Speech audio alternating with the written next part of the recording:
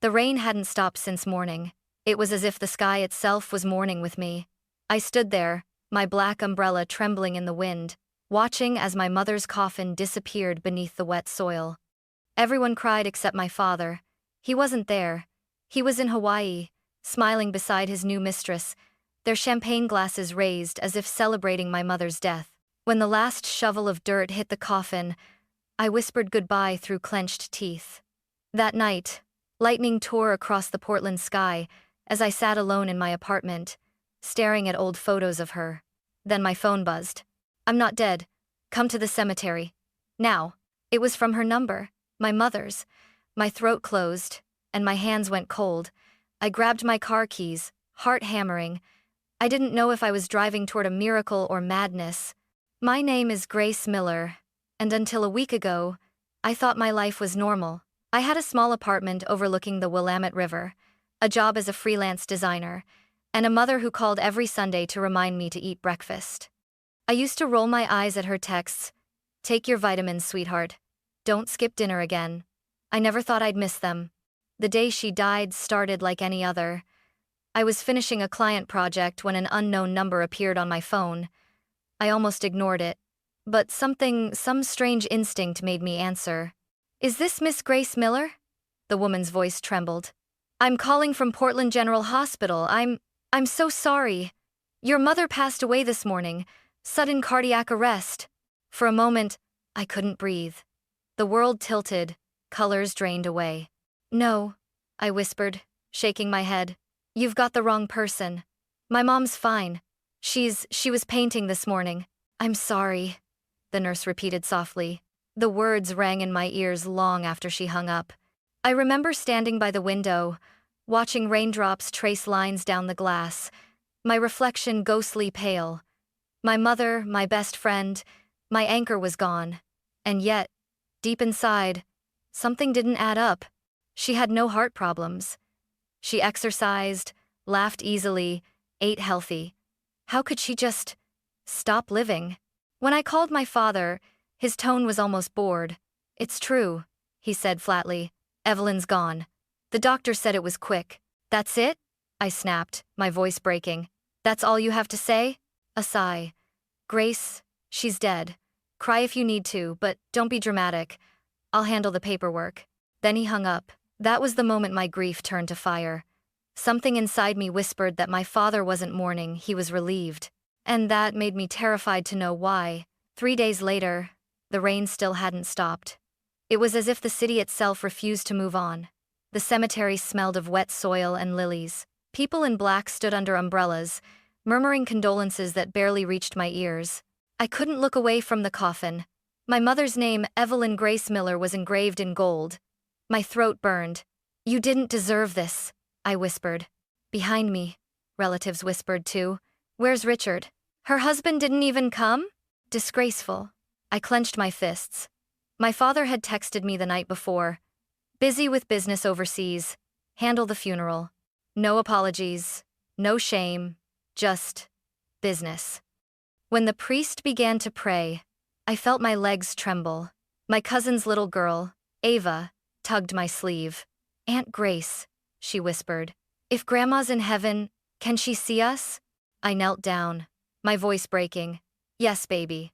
She can see us. She's watching right now." As the coffin lowered, a cold gust swept through, snapping my umbrella inside out. The priest's words blurred into the rhythm of falling rain. Every drop felt like a heartbeat I couldn't reach anymore. When it was over, everyone left, everyone except me. I stayed, staring at the freshly turned soil until my knees sank into the mud. "Mom," I whispered, "if there's any justice in this world, he'll pay for what he's done to you. I promise." Lightning flashed far in the distance, a white scar across the dark sky. I took it as an answer. That night, I drove home soaked and hollow. I showered, changed into one of her old sweaters, and sat in the dark, scrolling aimlessly through my father's social media. And that's when I saw his new post. A photo of him on a sunny beach, arm around a young woman with perfect hair. The caption read, "New beginnings." My heart stopped. My hands shook so hard I nearly dropped the phone. While I buried my mother in the rain, My father was smiling under a tropical sky. Something inside me broke, and something darker began to wake. That night, I couldn't sleep. Every creak of the apartment felt like a whisper from somewhere else. The storm outside howled through the cracks in my windows, and I kept seeing my mother's face the way she looked in the coffin, still and peaceful, too peaceful. I tried to distract myself, scrolling through photos on my phone.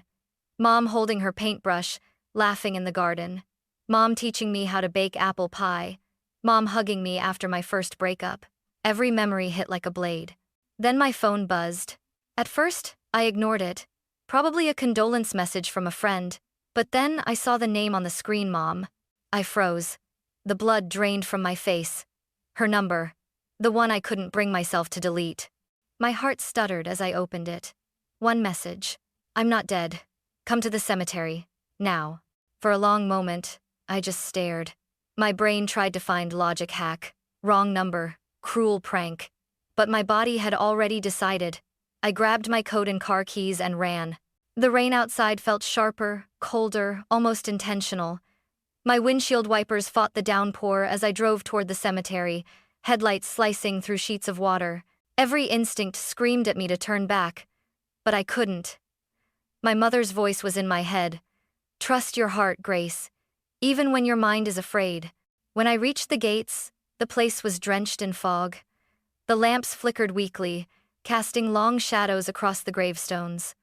I parked, stepped out, and the wind immediately stole my breath. Mom? I called out, voice trembling. Silence. Just the sound of rain on metal and stone. Then, from the far end near the willow trees, a faint shape moved. A figure small, hunched, wrapped in a soaked coat. Mom? My flashlight shook in my hand as I raised it. The beam caught her face. Pale, fragile, but alive. Her eyes, those familiar hazel eyes, filled with tears. Grace, she whispered. My world shattered. The flashlight fell, landing in the mud with a dull thud. I stumbled forward, heart pounding in disbelief. Mom, how are you alive? She took my hands, her fingers ice cold but real. It's me, sweetheart, she whispered, voice breaking. But you can't tell anyone I'm alive. I stared at her, soaked and shaking, as the rain poured harder, washing away the last line between life and death. I couldn't stop staring at her face. Her skin was pale, almost translucent, her hair matted with rain, but her eyes, they were alive. Real.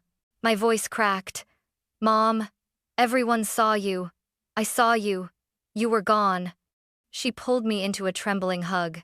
For a second, the world disappeared, the storm, the cemetery, the madness. It was just her heartbeat against mine, faint but steady. Then she whispered, Grace, we can't stay here. Someone could see us. We hurried through the rain to a small silver sedan parked under the trees. I climbed in, my body still shaking. Mom, please just tell me what's going on. She didn't start the engine right away. Her hands gripped the steering wheel so tightly her knuckles turned white. Your father, she said finally. Richard. He tried to kill me. My stomach dropped. What? Her eyes filled with tears. He's not the man you think he is. For months, he's been threatening me, forcing me to transfer my shares of the company, my art studio, everything in my name. When I refused, he said he'd make me disappear. The words hit like lightning. I shook my head. That's insane. He's your husband, my father. Her voice cracked. He's a businessman, Grace. To him, people are assets or obstacles. And I stopped being useful. She told me about the night she died. Her chest had been aching for days, stress eating her alive. She collapsed while painting, and their housekeeper panicked and called an ambulance. At the hospital, Dad arrived not with worry, but with documents. He wanted her to sign them while she could still hold a pen. When she refused, he walked out without looking back. But Mom wasn't alone. One of her old students, Martha, worked as a nurse at the hospital. Martha had seen bruises on Mom's arm weeks before and knew something wasn't right. She helped me, Mom whispered. She switched the records, made it look like my heart stopped. They used a mannequin in the body bag. While everyone believed I was gone, Martha drove me out through the back exit. I pressed a hand to my mouth. You faked your death. Tears streamed down her face. It was the only way to survive, Grace. Outside, thunder cracked so loud it rattled the car. I thought you'd be safe once I was gone, she said softly. But when I saw what he posted New Beginnings, I knew he wouldn't stop. He'll come for everything, even you. I stared at her, my heart thundering louder than the rain. Then we stop him first. Her eyes widened. Grace, no. You don't know what he's capable of. I met her gaze, my voice steady. I know exactly what he's capable of. That's why we have to expose him.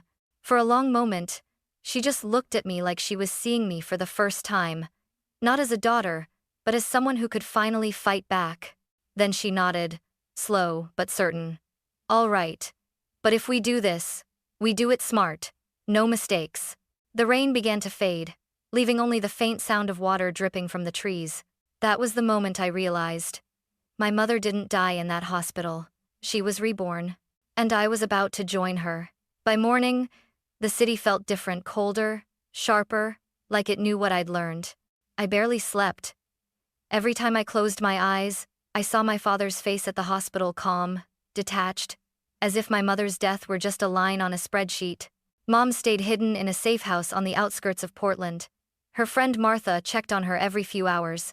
I promised not to tell anyone, not even my best friend, not even the police. Not yet, but I wasn't good at waiting. At 8 a.m., my father called. His tone was smooth, almost cheerful. Grace, darling, I'm finalizing your mother's estate today. I need your signature on a few documents. I gripped the phone so tightly my nails bit into my palm. Documents? Just paperwork, he said. Nothing for you to worry about. Come by the mansion tonight. I agreed. Then I texted Mom. He's making his move. Her reply came seconds later. Let him think he's winning. That night, the house I grew up in looked like a stranger's home. Everything gleamed, marble floors, crystal chandeliers, but the air was thick, heavy, wrong. He greeted me with that politician's smile. You look tired, Grace. Losing sleep over old things? Over dead things, I said coldly. Or people who are supposed to be dead. He paused, eyes narrowing. Careful with your words. And we sat in his office. He slid a thick folder across the desk. These are transfer forms for your mother's properties. Since you're her only heir, I need you to sign to consolidate ownership. Then we can move forward. I flipped through the pages, heart pounding. My mother's signature was already on them, perfectly forged. I looked up slowly. You forged her signature, he chuckled. You think I need to forge anything? Your mother agreed to this before she passed. Funny, I said, standing up. Because I remember her saying she'd rather burn everything than let you have it. His smile vanished. Sit down, I'm not signing. Grace, he said softly, leaning forward. I know you're grieving, but don't make me force you to do what's necessary. There it was. That tone, that icy control, the same voice that had terrified my mother for years. My hand trembled not from fear, but rage. You already killed her once. You won't do it again. He froze. What did you say? I stared right into his eyes. I said you won't get away with it. A flicker of panic crossed his face. He stood abruptly, his chair scraping against the floor. You've been talking to someone. I said nothing. He snatched the folder, breathing heavily, and snapped. Get out. Now. I turned toward the door, but not before catching the reflection of a small safe behind his desk in the mirror. A code lock, half hidden by a family photo. I smiled faintly. Sure, Dad. I'll go. That night, I didn't sleep. I broke into his office after midnight using the spare key I still had from childhood. The safe opened on the third try. His password was my mother's birthday. Of course, inside were bank statements, offshore transfers, fake contracts, and a flash drive. I copied everything onto mine and left as quietly as I came. When I returned to my car, my hands were shaking. I texted Mom again. Got it. Her reply came instantly. Good. Now, Grace, be careful. He'll know. The message had barely delivered when my phone buzzed again. Unknown number. You think I wouldn't notice, Grace? My blood turned to ice. It was my father. My heart stopped. His text burned on the screen like a warning from hell. You think I wouldn't notice, Grace? I looked around. The street outside my car was empty, just rain, neon reflections, and my own trembling hands. My chest tightened. He knew. Then my phone rang. His voice came through, low, composed, terrifyingly calm. "You were always clever," he said. "But you forgot who taught you how to lie." I swallowed hard. "You don't scare me," he laughed softly. "Don't I? Come home, Grace. Let's talk.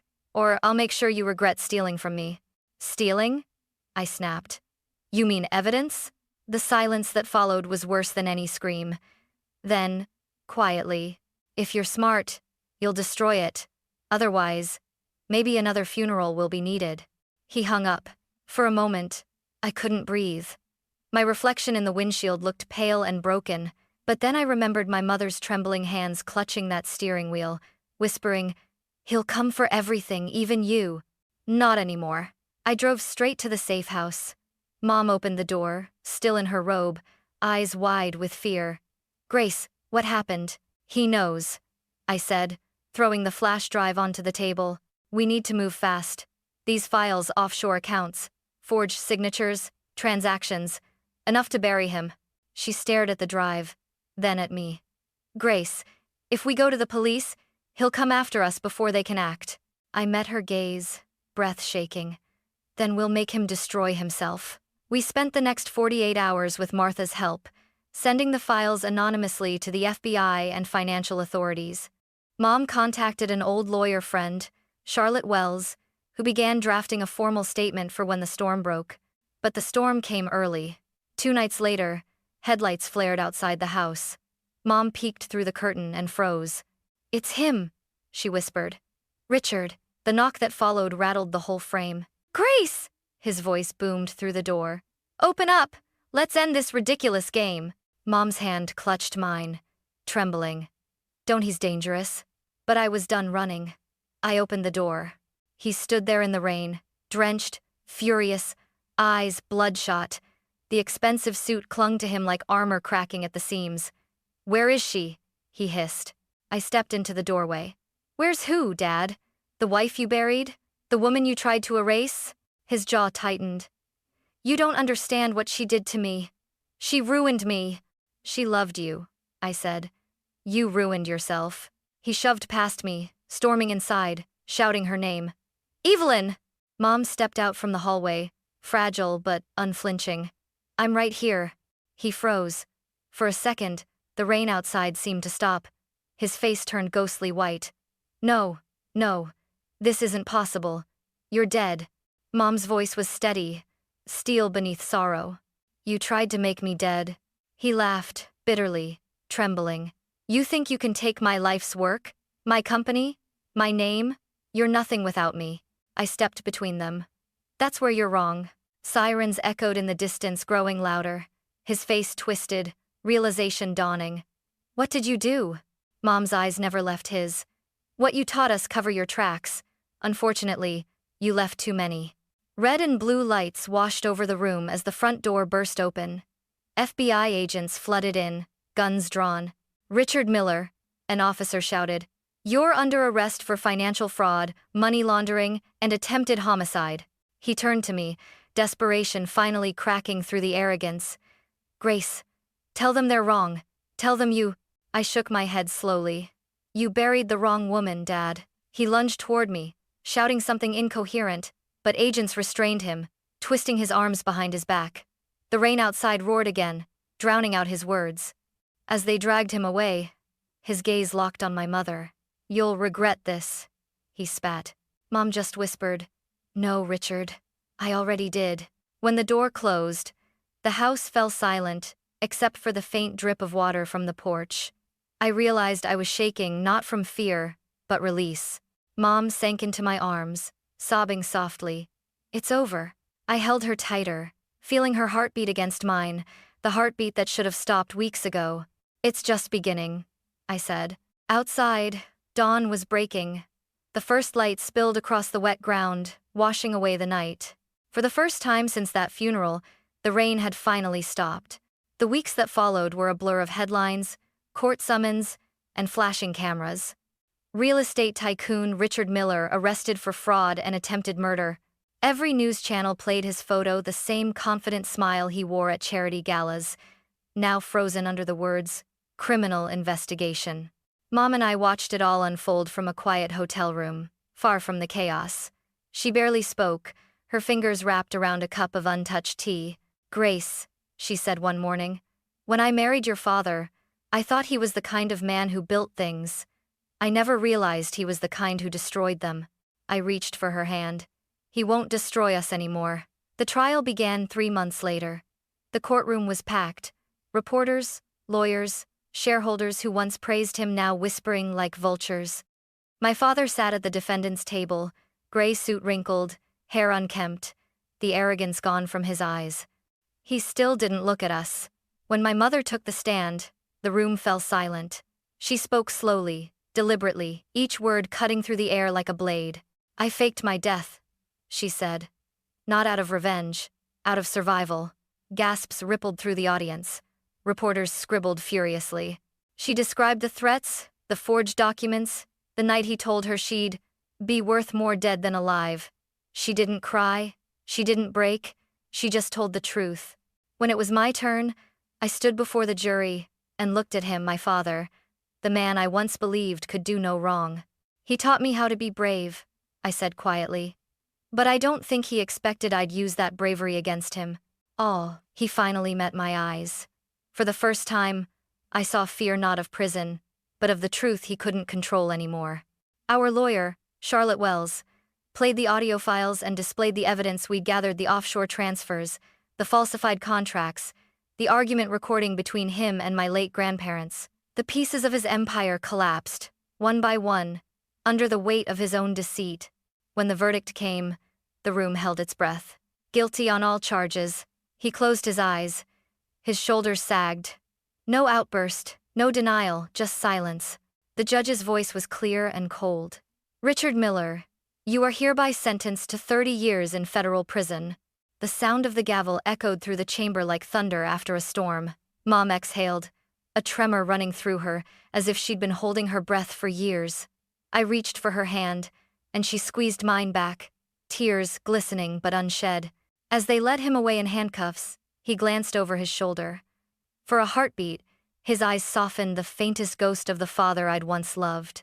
Then he was gone. Outside the courthouse, cameras flashed, microphones thrust toward us. "Mrs. Miller, Miss Miller, how does it feel to bring down one of Portland's most powerful men?" Mom paused, the corners of her mouth lifting into a faint, tired smile. "It doesn't feel like victory," she said. "It feels like freedom." The next morning, the headlines called her the woman who returned from the dead.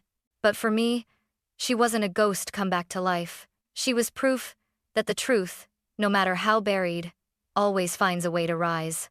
Months passed after the verdict, yet every morning I still woke up expecting to hear the gavel's echo.